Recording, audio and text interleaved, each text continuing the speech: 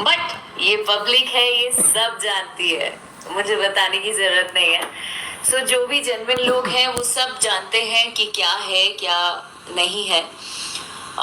But once again I am so and और भी कुछ कुछ लोग यू नो अभी भी जो चाहते हैं कि मेरा काम नहीं हो अच्छा, या मेरे शोज नहीं हो, या मैं पता नहीं क्या ही चाहते हैं, उनकी इच्छा क्या है ये मैं जान नहीं पाई अब तक।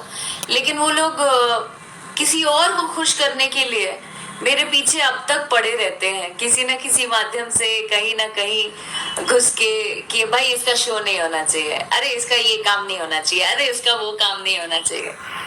क्या है प्रॉब्लम वो पता नहीं, इट्स ओके। उनका काम है ये सब करना, मेरा काम है आगे बढ़ना, मेहनत करना।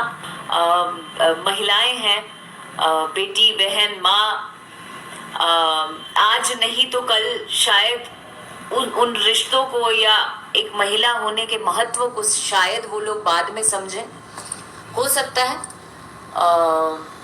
बट किसी के लिए बुरा नहीं सोचूंगी मैं। जिनको जो करना है, जिस तरीके से जो भी करना है वो करते रहें। मेरा जो काम है ईश्वर की कृपा से करती रहूंगी।